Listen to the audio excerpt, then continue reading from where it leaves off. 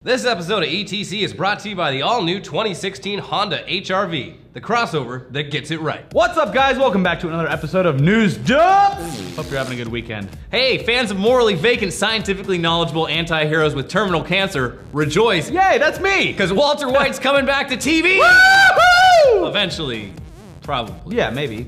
Breaking Bad may have ended 2 years ago. Whew, man. Really? That far back? Damn. Well, September, it'll be 2 years. And Walter White may have, spoiler, finally bitten the dust in that episode, but Breaking Bad creator Vince Gilligan has another little show called Better Call Saul that he's focusing on these days. And that prequel show about lawyer Saul Goodman presents plenty of opportunities to revisit Breaking Bad characters who, spoiler, also got killed during that show. Yeah, you can't complain about spoilers because it's been 2 years, you moron. Yeah. And whatever. Yeah. Why the hell did you click this video if you didn't already watch all of Breaking Bad? Yeah. That's on you, yes, buddy. Whatever. Anyway, Better Call Saul's first season featured a bunch of characters from various points in Breaking Bad, and the big question has always been whether we get to see Walt and or Jesse again, thanks to these new adventures of young Saul Goodman.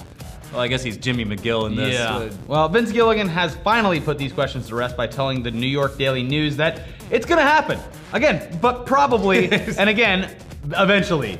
He told them, it would be great to see Walter White on Better Call Saul. It would be a shame if the show had its run, hopefully a very long run, and he never appeared. We agree. Yeah, Vince, I hate to be the one to explain this to you, but this show is your show. You can do whatever you want with it. Yep. You could literally write a script about Saul Goodman water skiing over a shark. And AMC, like Fonzie? Yeah, AMC would give you the money to make that happen. Yeah. It would end up on TV. Yes. Anyway, it actually sounds like Vince is just being his usual tight-lipped self, even literally saying, I have to be coy. But it definitely sounds like getting Bryan Cranston on the show is only a matter of when. Gilligan said, all of the wonderful characters who may eventually appear on Better Call Saul will appear when it is most organic and fitting to the storytelling of Better Call Saul, and also when we can work out scheduling issues with actors.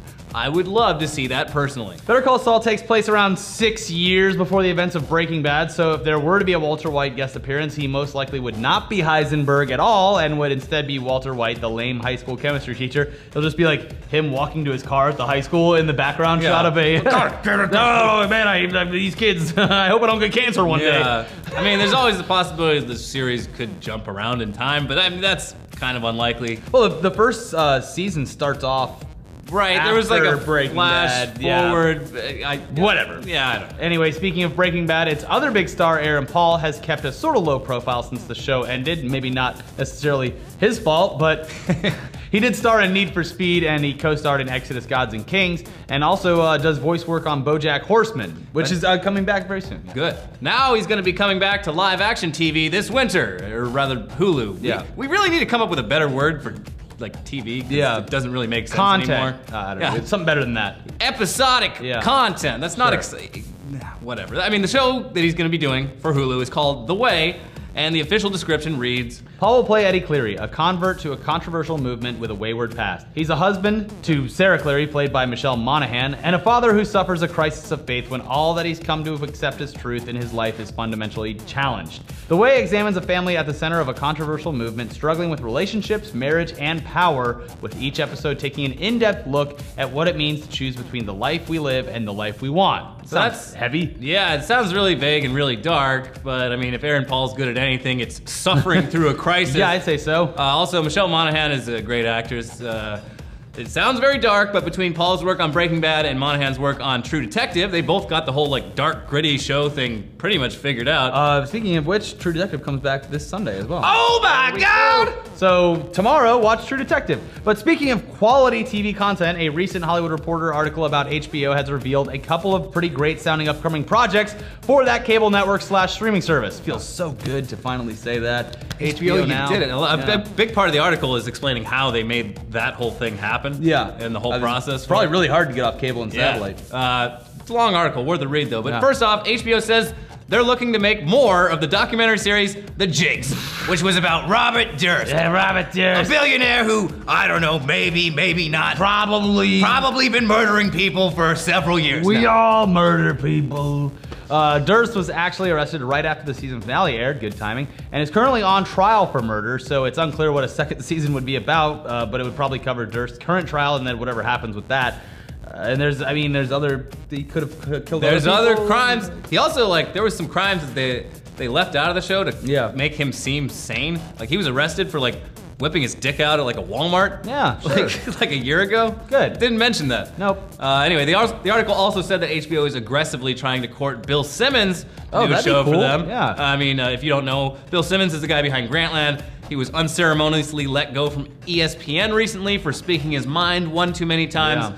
He makes great sports content and just general entertainment news stuff, so this one's a pretty big no-brainer for HBO. Yeah, exactly. And then finally, David Simon, the guy behind The Wire and Treme, is working on a new show called The Deuce. It's about the 1970s New York City porn industry and the general skeeziness of Times Square back when it wasn't a place where tourists went to stare at giant LED advertisements. Yeah, so there's a link to the article, the whole article in the description. It's really worth a read if you're interested in the behind-the-scenes goings-on of a major cable network. I know I am. Yeah, I mean, I wasn't aware of this, but apparently around like 2008, HBO was kind of like fucked. Like they didn't have like a good content slate, and then their CEO got arrested for like beating up his girlfriend or something. So they had to like turn everything around, take a bunch of risks about how they develop content, and that's how we get to where we are today. So you're saying him beating his girlfriend was a good thing? You could say that. No, you said that. No, I didn't say that. I didn't say it. I didn't say it. You said it. Wow, what are you guys doing? Why did you say that? Anyways, let's move on. We previously told you about Arnold Schwarzenegger's contest for one lucky fan to come to LA and blow shit up with him, which is his genius way of getting people to donate to his after-school programs charity. Yeah, now Arnold has made another video to bring awareness to his charity, and it's him in full Terminator getup, including like facial damage, pretending to be a statue and scaring the living shit out of people at Madame Tussauds Wax Museum here in Hollywood when they try to come take a picture with him. Yeah, he also spent It's a prank. It is a prank. It's a prank. And he did have his selfie stick too, which was cute. He also spent a bunch of time walking around Hollywood Boulevard, making the costumed people who hang out outside the Chinese theater feel really inadequate. Yeah, he's suck it in. Yeah. Yes. Hey, fat Spider-Man, maybe go home. You're freaking out the kids. Anyway, one lucky fan who donates to the charity will get to go to the Terminator Genesis premiere with Arnold, and according to the video description, drink schnapps with me at the after party. I guess you gotta be over 21. We'll be there. Yeah. I don't know if we're going to the after party. I'm specifically requested that. Oh, good. Because I need a chance to want meet to drink him again. schnapps with Arnold Schwarzenegger. Yeah, I need to shake his hand finally this time. He's gonna turn her away again. Yeah, if you haven't heard the story, he denied me a handshake one time, and it was the coolest he assessed part of my the situation. Yeah. Looked at my hand, looked at me, said no, and left. It was great. Yeah. Anyway, if you were paying close attention to our footage from last week, you may have noticed that we weren't in our usual brick wall storage closet. We were actually on the streets of London. Yeah. We were actually over there for Ted 2, and we got to sit down and talk to Seth MacFarlane and the stars of the movie. So here you go. Us trying to be actual press people. So Mark, this is the first sequel you've ever done. Yes. In what, like 25 years of acting. What made you decide to take the plunge this time? Because we knew we had a chance to make it better than the first, and it was a completely new story. It wasn't making a sequel for the sake of making a sequel. When the sequel idea came about, originally it was supposed to be Ted and John trucking a pot shipment across the country. And then We're the Millers came out, which was basically that. And you know, we can't do that. I guess the first time around you said that it was kind of hard going from a TV show to a movie. Did you find it easier the second time around? Did you know the characters better? And yeah, it was a little easier. I mean, you know, a sequel is harder in that it's, you know, it has the onus of the original, if the original was a success, to live up to.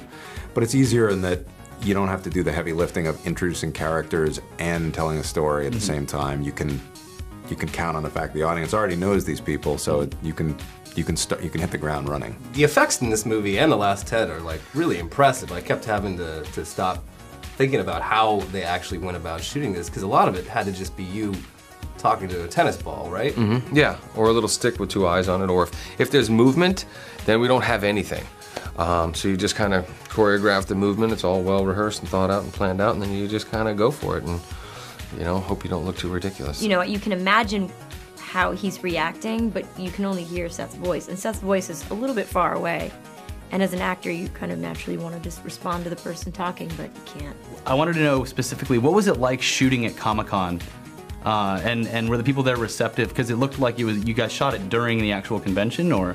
No, that was all on a soundstage. Oh, really? Yeah, that was a massive soundstage on the Fox lot. You know, we sent a camera crew to shoot some stuff at Comic-Con that we then put Ted in, but we realized that our soundstage actually looked more like Comic-Con. Yeah. That was a cool stage to be on, because it just went on and on and on, and you know, we treated it like Comic-Con. We called various vendors and studios and said, hey, we're building Comic-Con for this movie. Can you send us kiosks? And so everyone kind of jumped in. Well, that was awkward. Yeah, that was weird. Anyways, thanks for joining us, guys. Hope to see you soon. We got a podcast coming out tomorrow, which basically talks about all of the E3 stuff that was announced. In more... Totally uninformed E3 rundown. Yeah, it's a podcast though. It's actually. Well, actually, Tugs is almost as long as the podcast, basically, so who knows? Yeah, but watch that tomorrow and check out the new episode of Tugs, the E3 special, and also some Weekly Weird in there as well. And we will see you guys next time. Also, next week, Mike Shinoda from Linkin Park is the guest. So Mike Shinoda. We'll have a link to the place where you can ask questions for that. Oh, yeah. Bye. Do it. Bye.